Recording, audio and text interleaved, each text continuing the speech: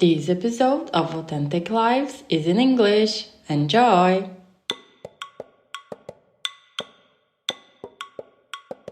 The difference between learning as a machine and then learning as something alive. A machine is you do this. If I teach you this, you will show me that you have learned that. It's very algorithmic. I show you how to work this, and then you're going to produce something that shows me that you understood it. It's like a ping pong. Whereas if it's alive, the learning is emergent, and in that sense, it could go anywhere. It could happen anything. It breathes through life. You grow from the inside. There's no absolute line or linear direction. The learning just happens in an organic way, and it could go to anything.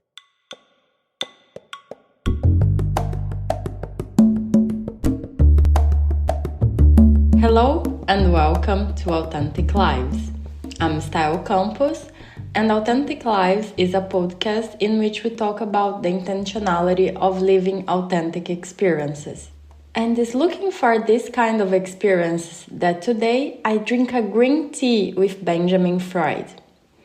Benjamin is a French educator who is currently discovering and deconstructing some views in Asia, exactly in the Green School in Bali. He has been on different career paths in many countries in the world and has always loved schools. And now he's pursuing an ecological reconstruction. Hi, Benjamin. Thank you for accepting this invitation to have this green tea with me.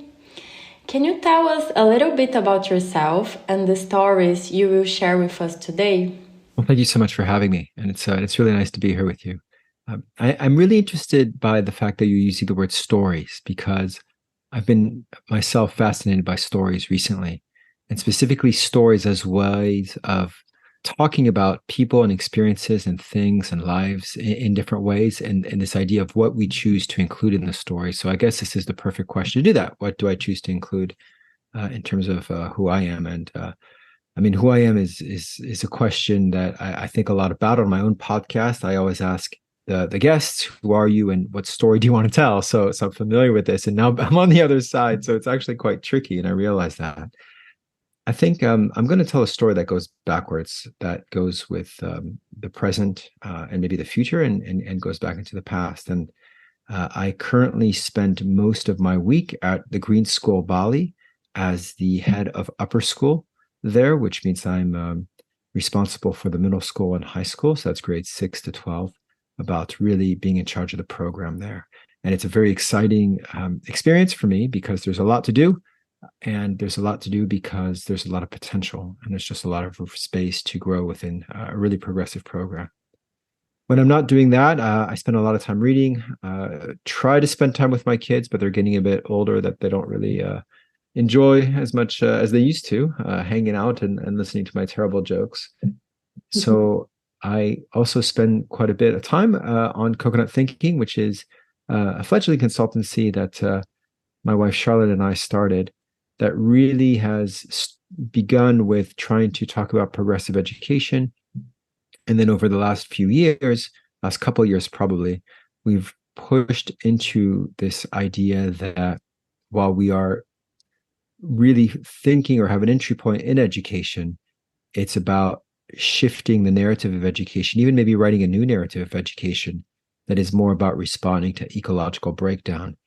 And we've kind of played around and half jokingly invented this term of ecological reconstructionism, which is just a fancy way of saying that everything that we do and everything that we learn is the same thing, learning and doing the same thing, and it should all have a purpose, which is to respond to ecological breakdown.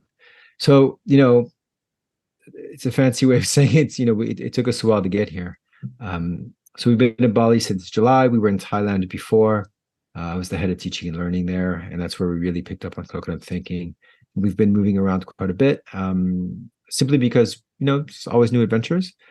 And as I'm going backwards, before I got into education, which is my second career, I did a PhD in history, French colonial policymaking in Indochina during World War II, which is very, very niche.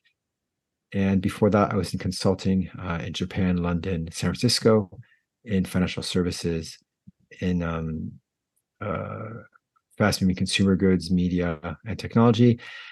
And because I'm quite keen to tell a story that isn't just about what my job is, because that would reduce me to an employee, I've just always been interested in reading and writing. I love writing. I love cities. I love traveling more than anything. I love going to funky places. I love hanging around and just trying to make the world right and realizing that we never will. So doing it with irony. And other than that, I'm originally from France, and yeah, that's Paris is the one place I know I'll go back to. You say you don't want to go back to? No. That's the one place that I will always go back to Paris. I will always go back to Paris. That's where I feel, even though I left a long time ago, that's just where I feel pretty good and grounded, given the fact that if you could see my screen, there's be a lot of boxes. I'm still moving in here in Bali. Now that you give us all the story backwards, I have a lot of questions of how you passed through all these points.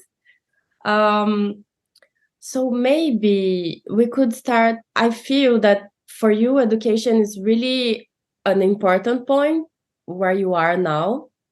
I would like to ask you, how was the shift for you? What made you like change your career as a consultant? Like you also studied history, and how was this moving and led you in education and where you are now and developing this ecological reconstruction? So I've always loved school, and I've got a PhD and 3 masters and a couple postgraduate degrees. I just really enjoy school, and you end up really finding people who are interested in the same things you are, and that's actually quite rare in the world, especially when it's about these esoteric, geeky subjects like colonialism and Latin American gorillas and things like that. So I've always enjoyed school quite a bit. My best friends are still from school, and that's really where I feel the most comfortable. The consulting piece I kind of fell into because I moved to San Francisco in 1997. I wanted to go into nonprofit, but you can't really live in San Francisco in nonprofit, I realized. So I had a little bit of technology skills under my belt, and I ended up in consulting and technology. And that was during really, it was during Internet 1.0. So we were working with businesses who were helping companies set up B2B websites. It was that early. Yahoo had just gone public. It was really early on. And so that was really exciting because you got to see people who were about 27. So back then I was 23, something like that, 22, 23. And there were kids who were, I see them as kids now. They were older then. That's the whole point. They were 27. They were really wanting to change the world, break all the rules. And I really looked up to them, and I really loved that pirate kind of ambition, that pirate kind of, we're going to just do it. And I've always had a bit of oppositional defiance. So that really appealed to me. And I really enjoyed the technology side, not because I understood it, but because there was so much to understand. So I would read all these trade magazines to try to figure out what exactly object-oriented coding and languages was. What did it mean to have relational databases, and just a whole bunch of things, just trying to understand and soak up the technology piece because it was moving so fast. And I needed to keep up in consulting so I could be relevant. And I'm always been curious. I've always been interested, I should say, in many different things. So consultancy allowed me to move around quite a bit. It didn't get as so even when we were working with these, companies like Heinz and Master Food and things like that, it doesn't sound great. Like even donut companies, I remember one of them was, but actually it's quite cool the way they enter markets. So that was really nourishing. But then I got into financial services, and although the products in financial services are quite complex, I just really didn't jive with the ethics. I didn't jive with what they were doing. It just didn't feel right. It didn't feel right at all. I just felt a bit dirty. One of my clients was Lehman Brothers, so not to disparage anybody who was at Lehman Brothers by any stretch, but it just didn't feel right. And so my previous wife at the time, we were in Tokyo, and she knew she was going to get transferred to Singapore. So I just said, look, I quit. My kid had just been born, so he was 4 months. I just stayed at home with him for a year or so as we transitioned to Singapore. And then I just said, well, this is my one and only chance to get a PhD and study, the stuff that I'm interested in, history. So my PhD was really self-indulgent. It was all about me wanting to learn about stuff that I'm interested in, that I wanted to do. So I did that. And then I got into education because when we moved to New York, shortly thereafter, I was still taking care of my kid or finishing up my PhD. I'm not quite sure. And I think I just needed to get a job at some point, and it just felt right. I remember I was in New York. I'll always remember I was on the couch with my ex-wife, and I just said, yeah, I think I just want to get into school. And when I go back on it, I believe that it's because I just get a lot of energy from kids. I find them hilarious. I find them interesting, and I just really enjoy just cracking jokes, laughing, and just being there. And it just felt right. I love my kid. I love my kid's friends. It just felt right. You just know. Didn't have to overthink it. I just knew. This was amazing, Benjamin. I think what I catch from you is that your curiosity moves you towards many different things. So you keep learning whatever you are. So this was good. Consultancy allowed you to do this, to keep learning. And but when you step to a point that it went against your values, it made you shift. And then you took the opportunity that your kid were born and you're moving cities again to make a huge transition. So it makes me think like, if it was by luck that everything happened like in similar timings and then you change, and also your realization that you really like kids, so you'd like to be with kids, like closer to your own kid, but also in school. Yeah, I mean, it is a lot of that. I mean, luck is a funny thing, and without sounding like a jerk, it's like in football. You've got these guys, these foxes in the box who they have to be in the right position really in order to tap the ball into the net. And there is some good fortune there, and it's always about right time, right place, right people. I will say I really did invest a lot. I mean, I'm the kind of person who's very driven. Even on the days where I say I'm not going to do anything, I end up doing a lot, be it reading or writing or listening to podcasts. And today, for instance, I was supposed to just do nothing and just rest, but I ended up doing a bit of work, of course, but reading a lot, listening to podcasts, just diagramming, just things like that. So, yeah, I don't really stop, and I don't know if that's necessarily a good thing. To be frank, I'm not saying, I'm not bragging about it by any stretch, but and I love having conversations too. I love talking to people and meeting people and learning from people. So that's allowed me to build up a decent network of folks, which has been really enriching. So then the opportunities happen, and I'm convinced that I got this job at Green School Bali thanks to those networks, those connections, and having invested a lot of time in coconut thinking. Yeah, this is good. So what I get is you're ready when opportunity comes, and when you look for them, you have the right skills. So you keep developing yourself in all the ways that you like, and it's really good that you like to study.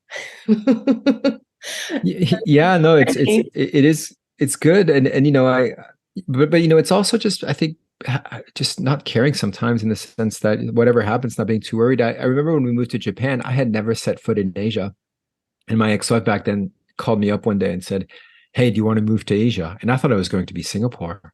It ended up being Tokyo, and I said, "Sure, let's just go." So I didn't even know where it was. Then she said, "Oh, it's going to be Tokyo. Fine, let's go." So we moved to Tokyo with 2 suitcases, and I didn't know a word of Japanese. Had never been to Asia, certainly never Tokyo.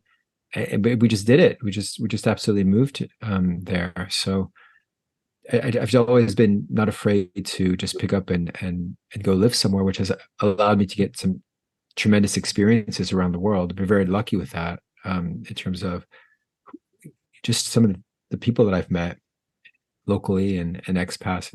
That's been tremendously enriching. I feel the power of networking is quite amazing, actually. That's how we are here today, by network of the Bioleadership Project. So this is, for me, also makes a lot of sense. I would like to ask you, in your journey of education, so you started in schools, And then you went to schools like the one in Thailand, and now you are in green school in Bali. That a little different, not a little, a huge different approach from what we see in regular in the mainstream system. How was this for you? Probably the schools that you study had an approach. What do you see from this, and what do you see in the work that you are doing now? That you believe that you're doing something good, that you believe that you can help to save the world, even you know that we're not going to do much, but we keep trying. No, it's a good question. I've actually been quite fortunate because I've worked in some extremely progressive schools, and the one in Hong Kong, where I was head of the middle school and high school. I mean, the vice principal, really, but the only person in the building. That was a 21st century world school finalist, tremendously progressive. We could do whatever we want. There was a yes culture, and by whatever we want, I mean, there was a math curriculum at one point that wasn't working. So within 10 days or 2 weeks, we were able to change the curriculum completely simply because we had to adjust. Mixed classes, kids could offer classes. They're just really, really progressive. So that really primed me. Saudi Arabia was supposed to be a super progressive school as well. And I was put in contact with a lot of people at Harvard Graduate School of Education, Project Zero stuff, and I just met some wonderful consultants and people there. So that was also very progressive. The one in Thailand, not so much. That was IB. I wanted to be in an IB school, International Baccalaureate, in order to experience that. A lot of wonderful things happened at that school, not necessarily for me in terms of the culture.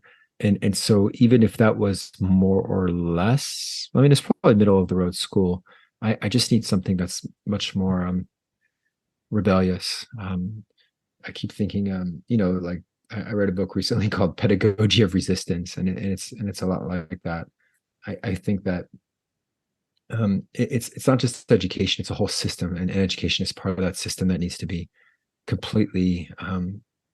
I think the word that I heard, recently, and it comes from Daniel Christian Val, which is the creative destruction, and so much needs to be destroyed so that we can recreate, and the values that education inculcates in kids needs to be completely rethought.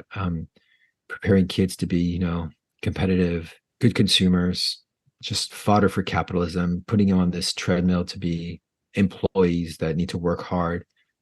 All that doesn't really work for me because it just leads our civilization and all life on Earth on a dangerous path that we could see every day. Hottest summer yet again. They just announced it. It's the hottest year on record. And it's not just about heat; it's about the biodiversity loss. So I just want to do my little part within the world of young people in order to really try to see if we can shift some of these values to be more about reciprocity and respect and redistribution and responsibility, really. And I mean responsibility in the traditional sense of the word, and then response dash ability. This is good. I would like to make a comprehension check.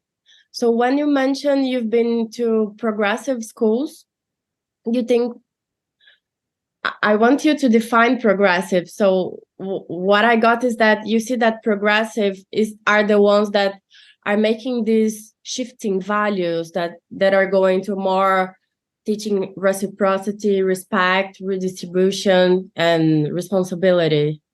What would be like a progressive school? Gosh, I've actually kind of fallen into a trap that I try to avoid. So I've actually walked right into something that I've warned people against, which is even the use of progressive, because of course the opposite of progressive is conservative or traditional, and that's maybe not exactly the continuum that I'd even like to be on. I'd like to have a completely new continuum. So it just goes to show how difficult it is to play around with words and try to create new narratives when we always use the same words. What I meant in this case was schools where culturally students were on more equal footing with adults. I'm not even going to call them students. Let's call them young people were more equal footing than older people, that is adults. A school where there's one microwave in the kitchen and everybody has to queue to use the microwave. A school where young people can say, we want to change the dress code, and you listen to them, and then you write the dress code together. A school where young people can say, we'd like to learn about something, X, and then you work out the curriculum so that you could do this. A school where you can demonstrate your understanding of material in any which way you want, or even maybe get credit for learning if you can evidence it, even if it's outside of the school. Whereas in traditional schools, and again, I'm kind of, I should be avoiding these tradition progressive binaries because that's not really what it's about, but I'm just going to expedite it and just to do something that is more complicated than I want to work with right now. In most schools, you have a curriculum. The teacher talks about the curriculum. You might have some differentiated assessments, something that they do, but you pretty know what's going to happen. You just know it's not the same kind of what we expect. Sorry, it's not the same kind of culture that we have in some of these other schools. I might use better words, although I'm going to get myself in trouble, but I'll use it as a provocation. The difference between learning as a machine and then learning as something alive. A machine is you do this. If I teach you this, you will show me that you have learned that. It's very algorithmic. I show you how to work this, and then you're going to produce something that shows me that you understood it. It's like a ping pong. Whereas if it's alive, the learning is emergent, and in that sense, it could go anywhere. It could happen anything. It breathes life. You grow from the inside. There's no absolute line or linear direction. The learning just happens in an organic way, and it could go to anything. I've taught a class, for instance, on economic development, where my plans for the class completely shifted to something completely different, simply because we responded to what the young people wanted, and it was a fantastic experience. But they were really co-creating the class with me, in spite of what I had imagined earlier, and that's because the class was alive, as opposed to from the dead pages of a textbook. So I got this idea, so I stopped using the word progressive, but to create a live living education. So everyone get a point of view. So you break the idea of hierarchy, that the teacher has the knowledge and the students are there to learn, but everyone is co-creating things together. I also have a background in education, and I work for the government, seeing public policies, seeing the reality of Brazil public school system. And for me, it's sad that we are where we are. And for you being in this place of seeing these amazing possibilities that if you want to do things differently, it's possible, you can do it. How do you feel how this could go to make the shift, and other teachers could teach in this more organic, more lively? Do you think this is possible? What would be necessary for these conditions to ripen, in more schools? That's really the big question. And I've thought about it for so long. I've talked to so many people about it. I think this idea of aliveness is just very, let's just leave it. I mean, I could bring it up to this example. So if you're learning from a textbook, then the textbook that you're learning from could be sold in a whole bunch of different places: Paris, London, Germany, Tokyo. It doesn't matter. You're still learning the same material. When a learning experience is alive, you actually take into account context. You take into account the other people in the room, the environment outside, the place that you're in. It's place-based. Also, other living beings that are around you: the birds, the snakes, the whatever, the dog down the street. It responds to the place, to the space, and to the time. It responds to the learning experience that is created by everyone, rather than having it be linear and mechanistic of today we're going to do chapter 1, next week we're going to do chapter 2. So that's the difference, and it means letting go, which is why I call it emergent, because it emerges from the living system that is, individuals, of course, but also the class itself is a living system, and how that's connected, structurally coupled to the environment. So it's actually quite. I mean, I think it's quite challenging to make these big shifts. I think it's quite challenging for teachers to kind of understand that, because they have been taught for years, since they went to school, that school should be a certain way. Teachers' colleges are a certain way. Most schools are a certain way. But the worst part is that what's difficult to change is universities want certain things, and they're very slow. And there's this constant narrative that universities, kids need to go to university, and universities want this, therefore we can't change too much. And that's really a tool of fear that's being wielded around kids. That if you don't do it a certain way, if you try to go a little bit too crazy, if you don't know how to do calculate Pythagorean theorem, you'll never get to university. If you don't study hard science, you'll never get a job, which is absolutely ridiculous. So there's a lot of forces that keep the system where it is, mostly based on fear and on emotion and on people not really wanting to take that risk. And also just disparity, because there's a lot of people doing a lot of good things, but until there's some kind of common understanding, a shared understanding of how you evidence learning, then it'll be very difficult to do. But as a historian who has done a lot with revolutions, I also appreciate that we have to think about it long term. And if it doesn't happen in 2023 or 2024, revolutionary movements, cultural shifts happen over a long, long period of time, decades. And if we have decades, if the planet doesn't burn up, then it might just take that long. But it's certainly moving faster than it used to be. So, let's just plug away at it. You think it's moving? So I would have the question, you think it's a challenge? It's difficult to make this shift? Because I feel for students, for the kids, this would be amazing. I think they would love. Many students hate schools, but then it's difficult to change the system because it wants to go where it always has been. And also when you talk about universities, we see that just a few number of students effectively go to university. So this is really sad that the goal is not achieved by people, but we keep this fear of you have to be someone, but every person is already someone and is building their story, with the possibilities and creating their own life, their own future with university or without university, but there's still this pressure. You see that it's changing. How do you see that so we can have hope that somehow this will go somewhere different than we also lived? So I also went to university, did postgrad and all those things.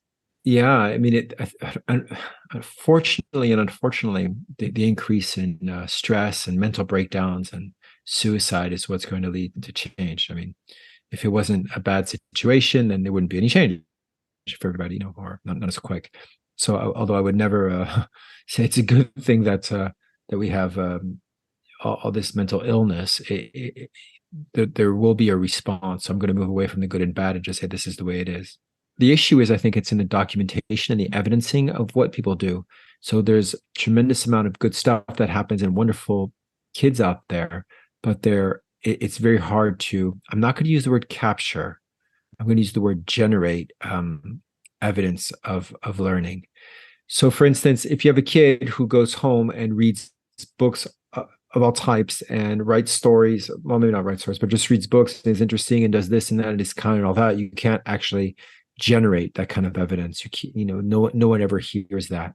And so what you do, what is produced in terms of documentation are the exams and all the stuff that happens within a school. And why is this important? It's because that's the record of what of your life, because there has to be some kind of homogeneous, easy to read, quick to read record of your life that has to be it has to be in the same language, which is number grades or letter grades and tick boxes. So that's a systemic issue. I'll give you a good example. If it's very close to me, it's my son. My son he didn't do well in school. He almost failed his diploma, by 1 point. I mean, he came so close to failing. I frankly I was stressed that he would get his diploma, that he would graduate, but I didn't actually care about the grade itself or whatever he got, because This was from, just to know, this was from high school or university? high school. Yeah, sorry, high school.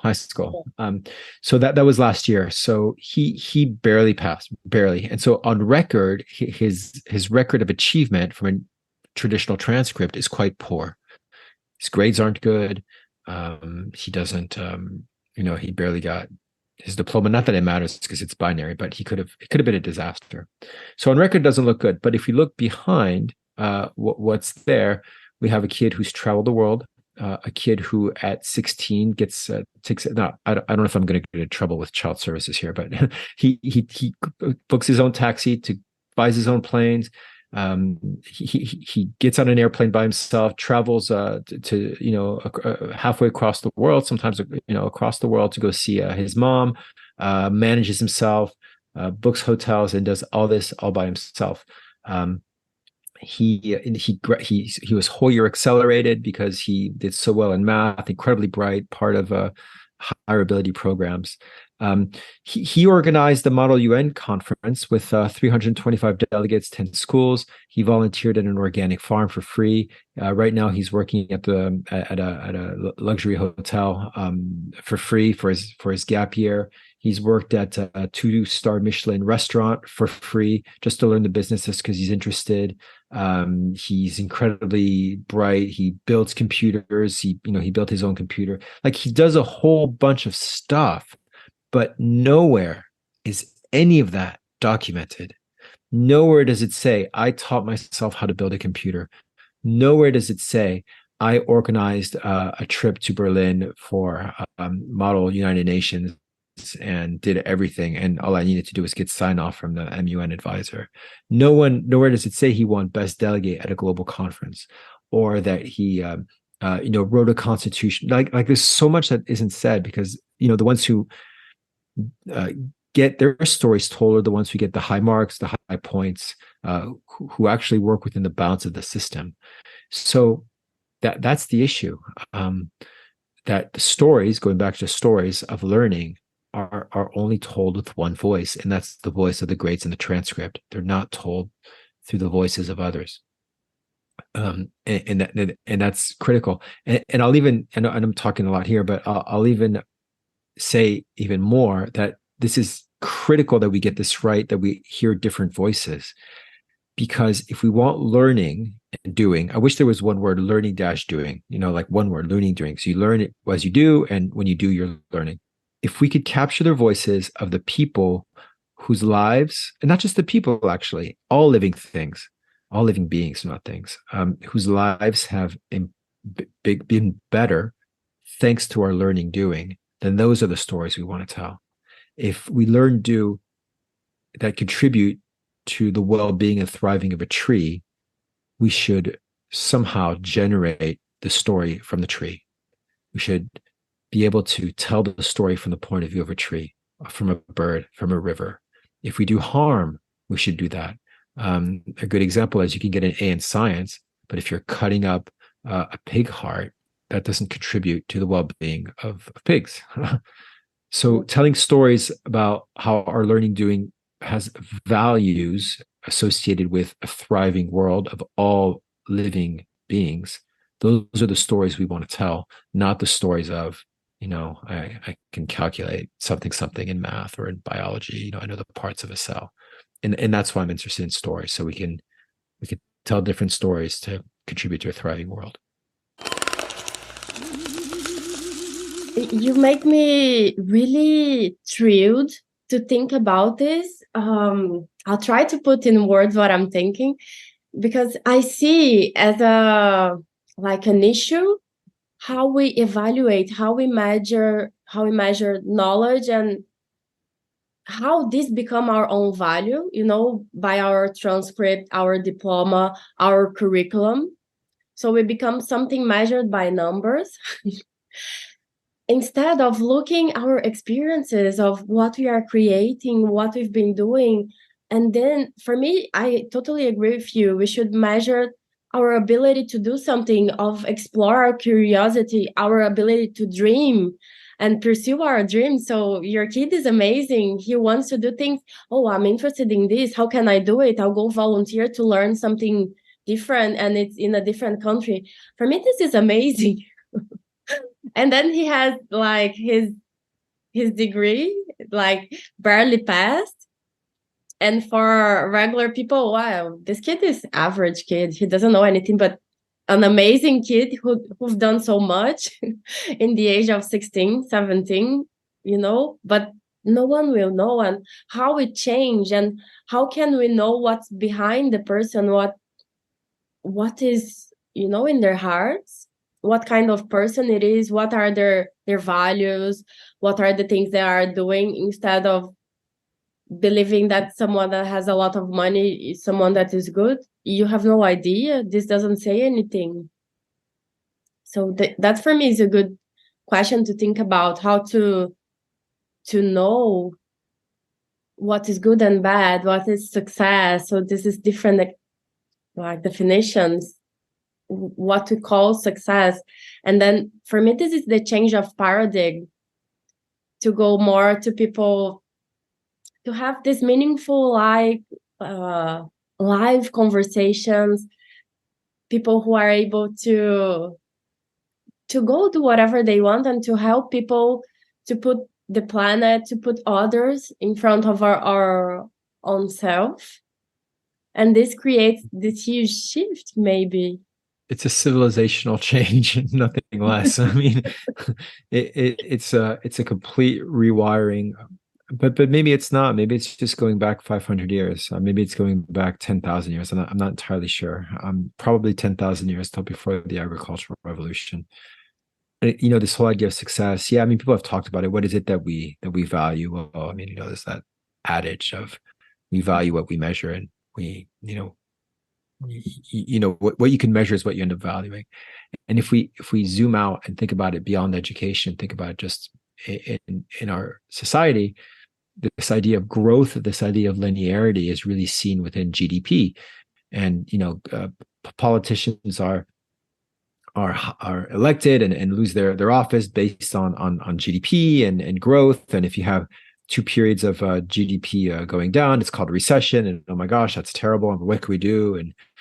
And how do we get out of the recession, and so forth? And I'm not saying anything new here, so I'm not pretending to have these wonderful answers. But it's true that GDP, if you have a society with divorce, sickness, car accidents, and people being maimed because they got run over by a tram, that helps GDP. Cleaning up the waste and trash in a river helps GDP. So it's clearly a difficult measure. People have also tried to do a different kind of indexes to try to get away from all the negative side of production and services, I guess, goods and services, trying to really not think about those things and get them out of the equation. But ultimately, that hasn't been hugely successful. But more dangerously, it's not just about that. It's about the fact that GDP, or whatever index you want to say, is improved through consumption, more and more consumption. Since 1946, we've doubled in terms of productivity, but we work harder than ever. You do that simple math of productivity times work hours, and you get a certain amount of you get a certain number that ends up being your GDP. I mean, of course, I'm simplifying, but you know what I mean. If we've doubled in productivity, we should be working half as much. We should be working 20-hour weeks, not 60-hour weeks. But that doesn't happen. And it's the same thing with education. There's one line, linear growth. Is your reading improving? Is your math improving? Are your grades improving? You've got all these standardized tests where you see lines of where people are and progressions and this and that. So we just live in this world of growth, and nature is not linear. There's no tree that grows the same, and in fact, there's no lines in nature. There's no straight lines, so there's no slopes to look at in terms of on a mathematical graph. And just to finish my point here, what you mentioned makes a lot of sense, because if we're thinking about growing and all that, we think about everybody wants to be the tallest trees, but I know in the BioLeadership project we talk a lot about mycelium and the fungi network, and we talk about little birds, and we talk about bushes and all of these things need each other to live, and the tallest tree can't actually be tall without the fungus that passes on the nutrients, and we don't see the fungus, and we need the bush, and we need the flower, we need the little things as well, because it's part of an ecosystem. So let's just not all be trees. It's monocultural. Yeah, this is amazing. So I thought we need to change what we are measuring. What are the numbers we're seeing? And this about the mycelium is quite a good analogy to put. We all need different things. But I was thinking, like, can we measure happiness? If our measurement would be happiness, what we wanted to see, how this would be, is it even possible? So people would be happier, and how could we have the numbers that decrease consumption, decrease pollution, and create these as important values, and also to see people as numbers, but go back to see humans and all living beings as important part of the whole system. I think that's it, right? Not actually like moving beyond numbers. I mean, there's nothing wrong with quantitative if it's not too reductionist, but if you add a layer of a qualitative or mix it up with the qualitative, those are the stories that we tell. Even post qualitative, where you generate data from different points of view, and those are the stories that we tell. And can you measure happiness? Can you measure love? Can you measure peace? You can't do any of that. All of these concepts cannot be measured, and that's what makes it so difficult, because it's so much easier to say, if you have a 5, you're good to go, and it's just so much easier to do that. But unfortunately, we have to start thinking in terms of the stories that we tell that are not based on numbers, but they're very difficult because you have to read all these stories. I guess as a society with, how do we create a society with more love? I mean, that's, if I knew that, walk around like the Buddha, but could be. Maybe we should go back to Buddhism, practice kindness. Yeah. That would be the exactly. thing. That would be wonderful if we had a curriculum in schools that was just nothing but kindness. That's the curriculum, love and kindness, and that's all we learn about. And you probably learn quite a few skills and content and all that stuff just by being kind to the environment, kind to each other, kind to other living beings, kind to yourself. Who needs to learn anything else than that? What's more important? And kindness is the one thing that, no matter what your race or socioeconomic class or ability or disability or whatever, everybody has the ability to be kind.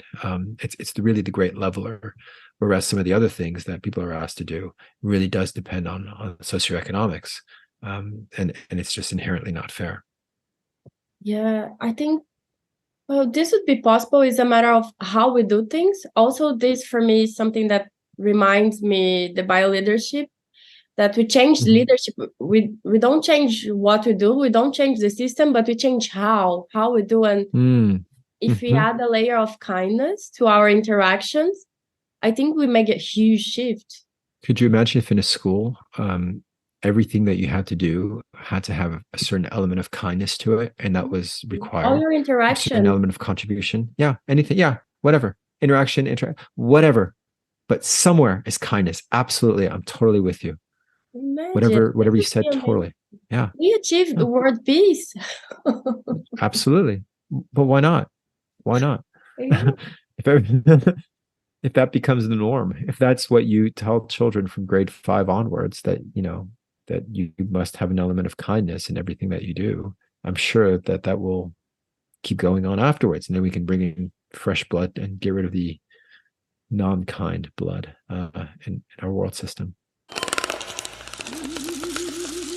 I think this was amazing conversation, Ben, and we got to so many topics, and I'm so happy that we end with these words of thank you, love and peace and kindness. I would like to ask you to give some final thoughts, some final words for the people that are listening to us. I do wonder more and more if really one of the most important things is to be courageous. And Maybe it's a little bit trying to explain my own story about this courage, moving places with like 2 suitcases and seizing opportunities, and that courage has really served me. And I left home when I was 17, and um, went through school, and worked hard to get all these scholarships and stuff like that. And it was just courage of just picking up. I went to San Francisco, just moved in, and I think that that's what we need ourselves. Is everybody needs to find that courage to really feel the discomfort in the way we treat one another. And I wonder, as I'm talking to you, and this idea is just coming in my head as we talk about kindness, that I wonder if it takes a lot of courage to be kind, because it requires vulnerability. And I wonder if a little bit more of that courage to be vulnerable will allow us to be more kind, saying nice things, saying gentle, loving things, doing loving acts. I wonder if that's really what it is, the courage to resist and to love. Thank you so much, Benjamin. I hope this resonates to many people, and people can maybe have a small shift. Maybe we are a good drop that pops in a bucket. Thank you so much. Hopefully. Thank you, Style. Thank you.